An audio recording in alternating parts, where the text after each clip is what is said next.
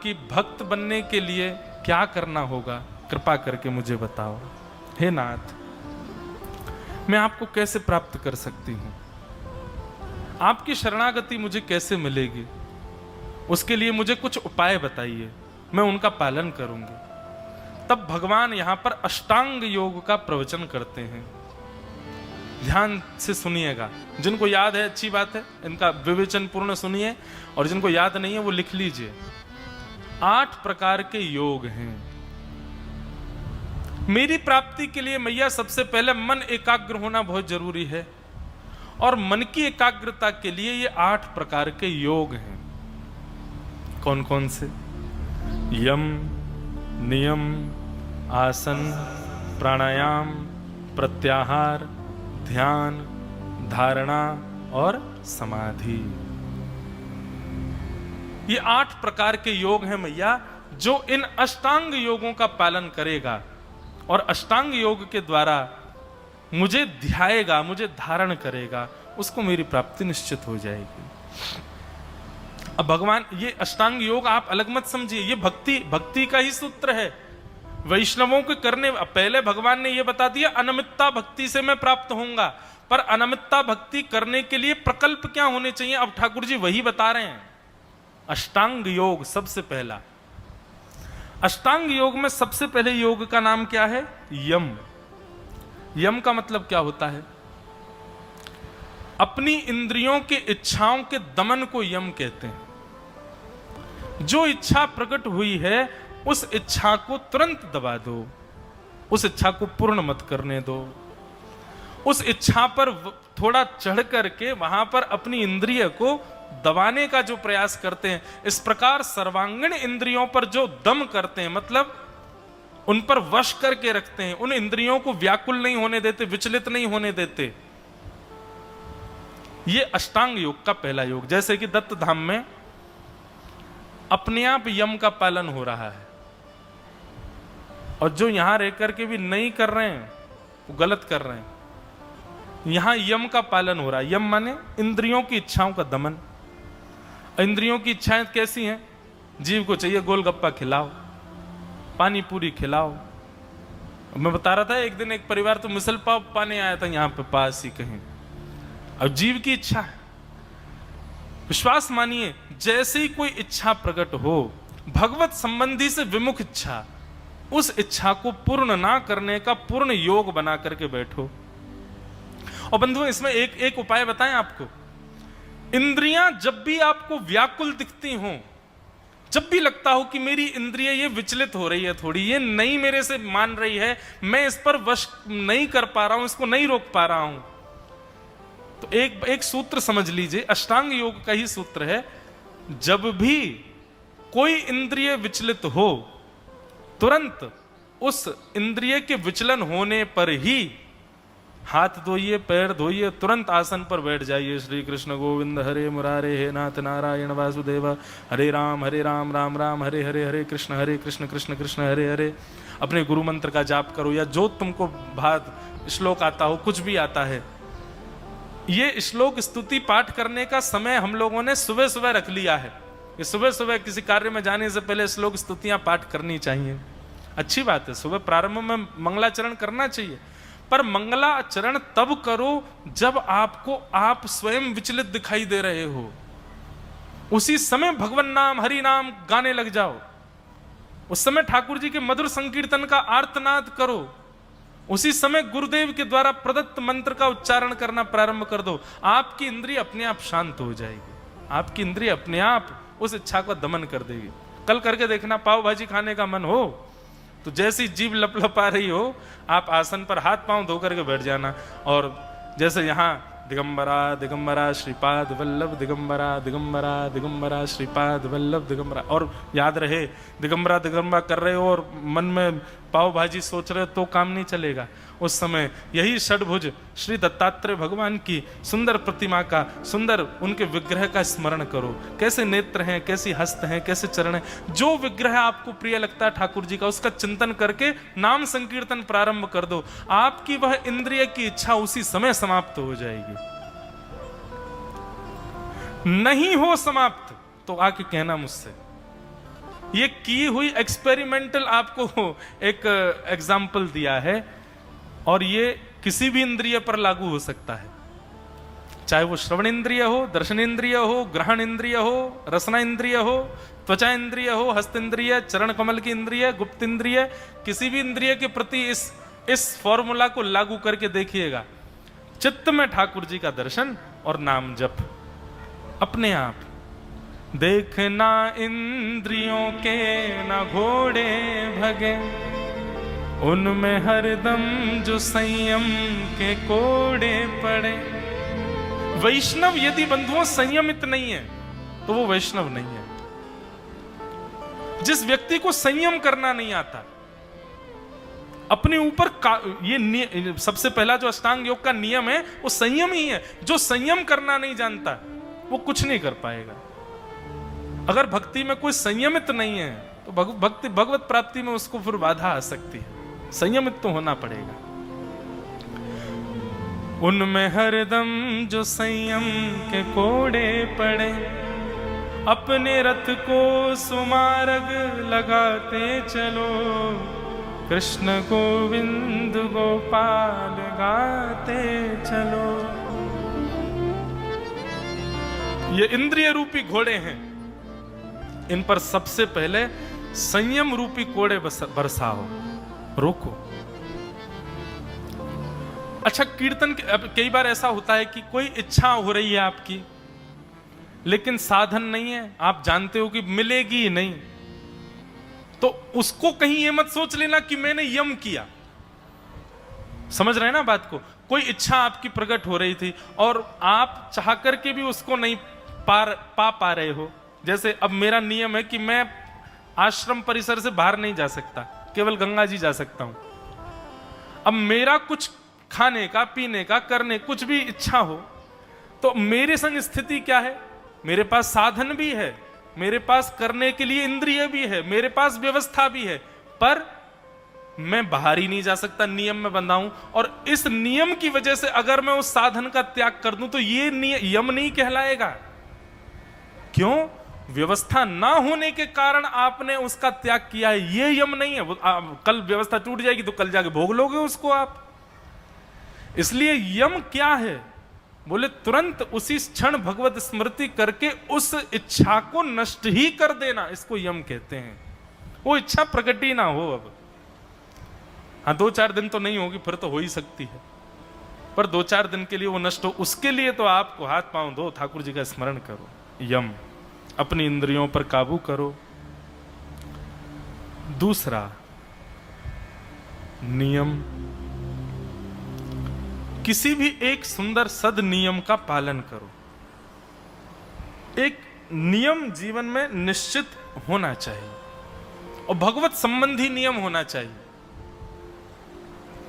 उस नियम का आप पालन करने लग जाओ। भीष्म पितामह कहते हैं महाभारत में, अनुशासन पर्व में, कि यदि कोई व्यक्ति सद नियम धारण करे और 12 वर्षों तक बेनागा उस नियम का पालन करे, तो 12 वर्षों में उसका वह नियम इतना सिद्ध हो जाएगा कि वह उस नियम के बल पर जो सिद्धि प्राप्त करना चाहे वो उसको प्राप्त कर लेगा।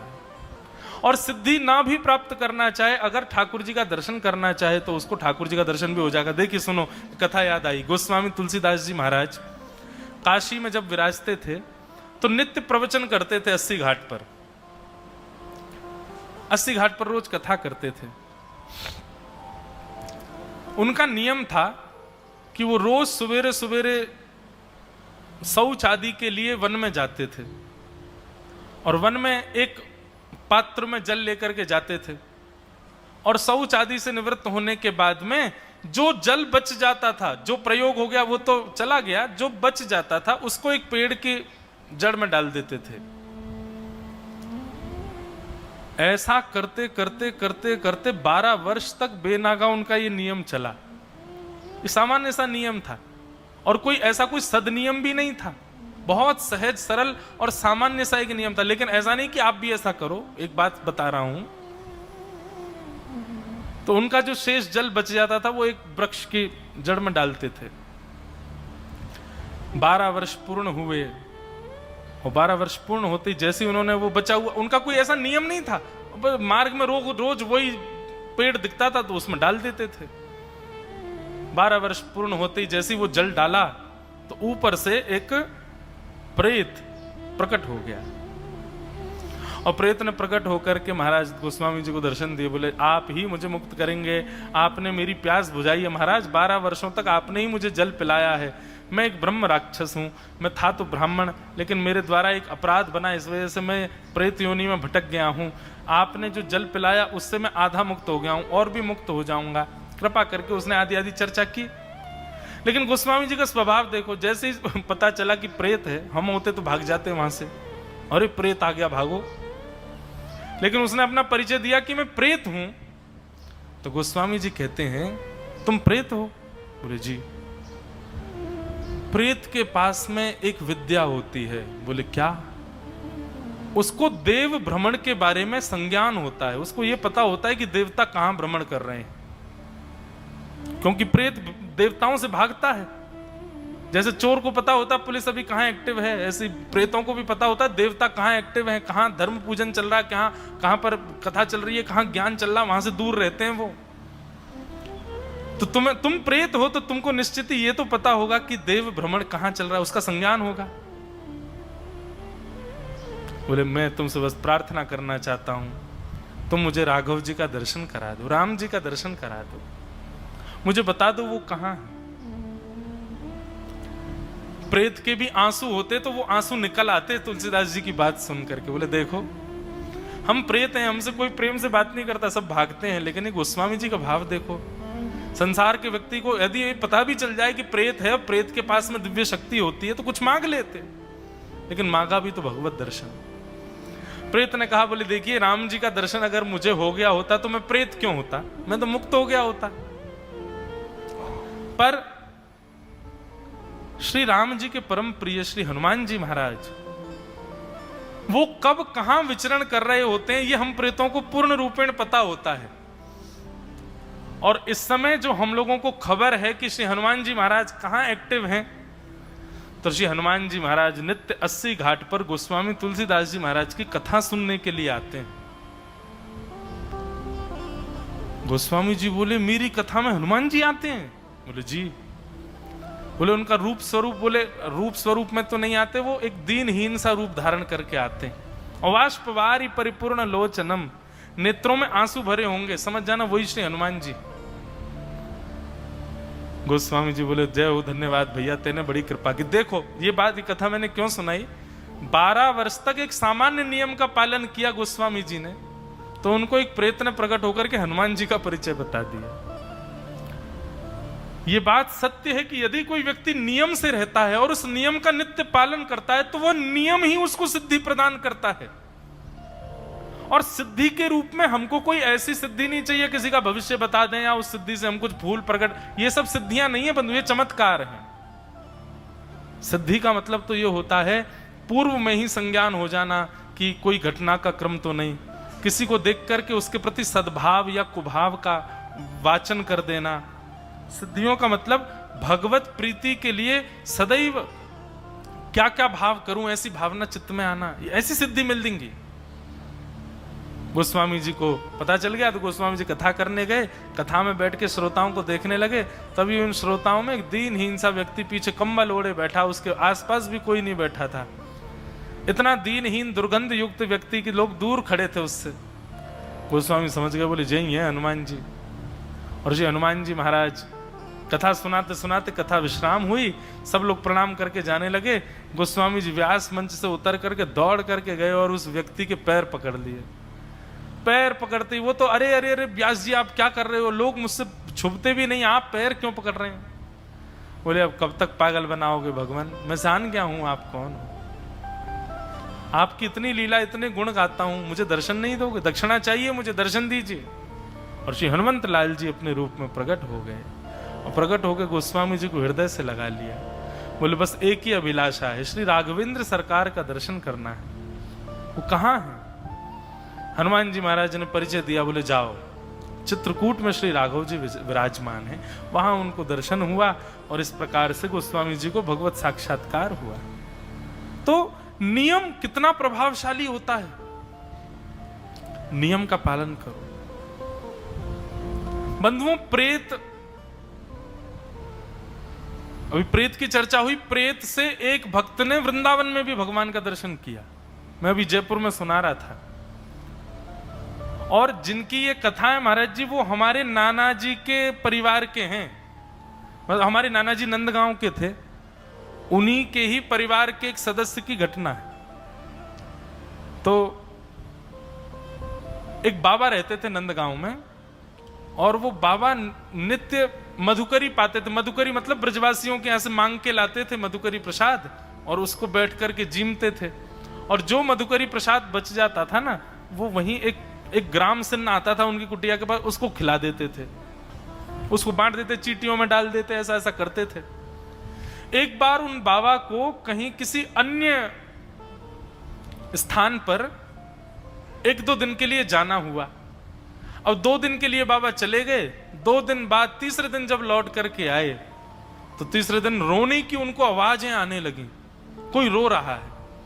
तो बाबा ने कुटिया से निकल करके पूछा, अरे भाई कौन रो रहा है, कहां से आवाज आ रही है?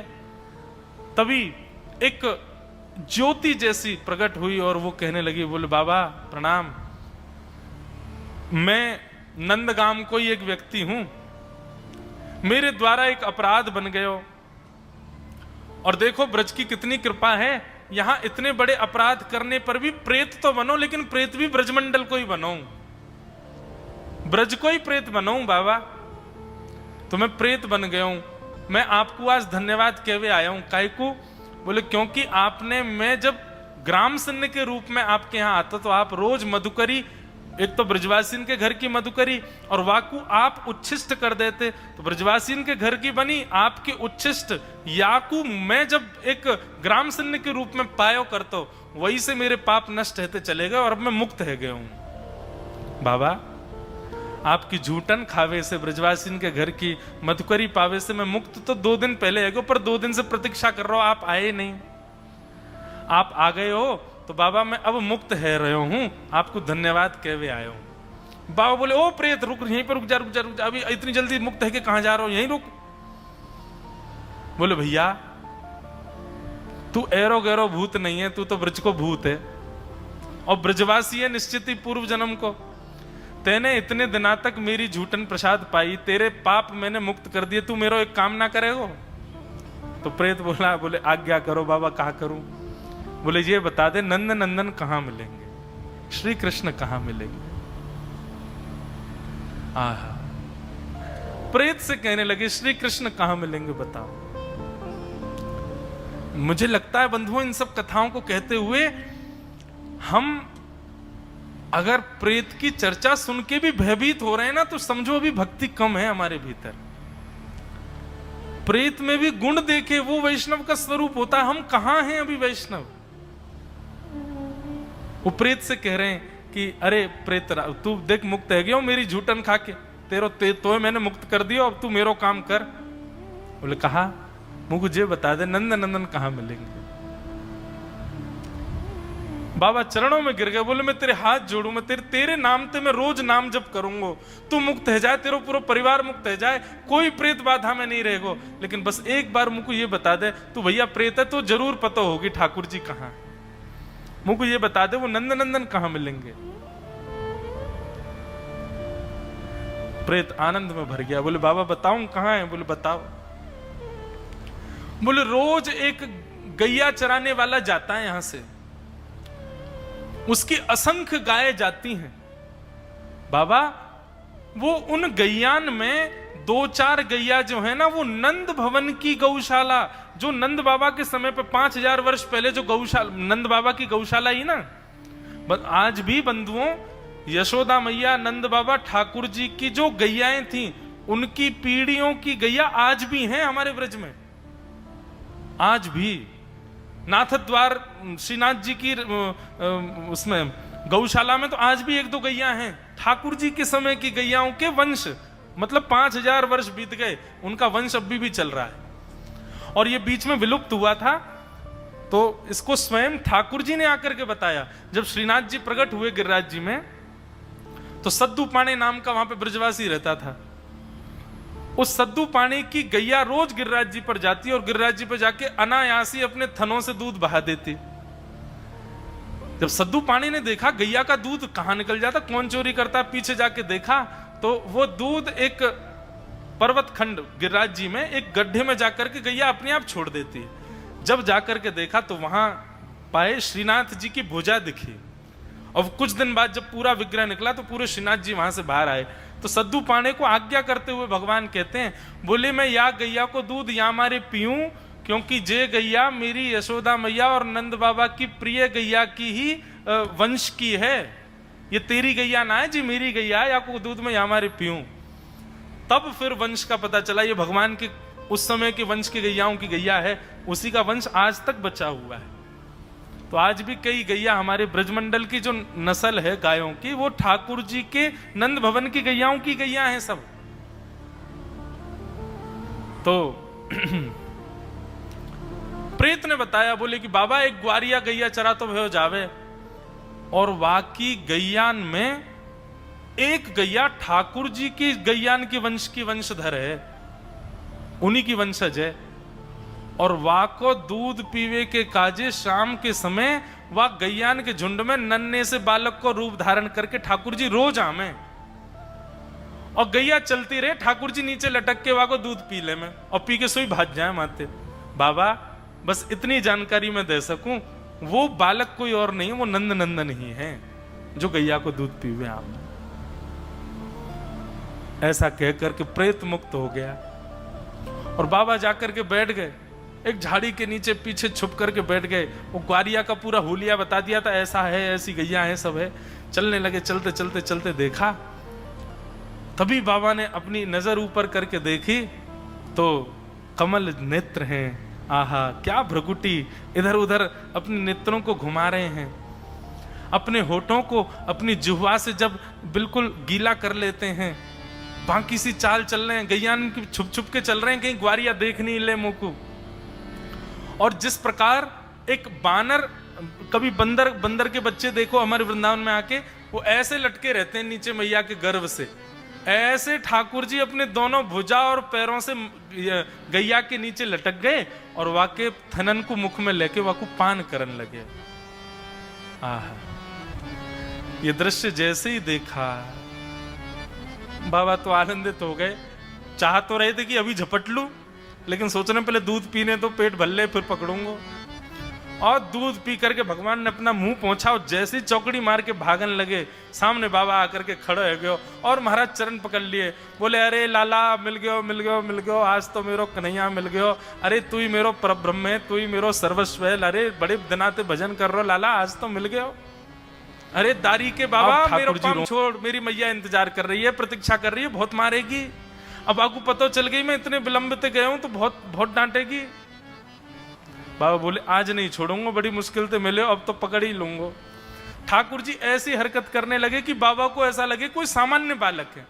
जोर जोर से चिल्लाने लगे, अरे देखो ये बाबा मुंह को पकड़ के ले जा रहा है, मुंह को जाके शहर में बेकी आवेगो, अरे या बाबा को मूड फोड़ दो। ऐसे ठाकुर जी चिल्लाने लगे।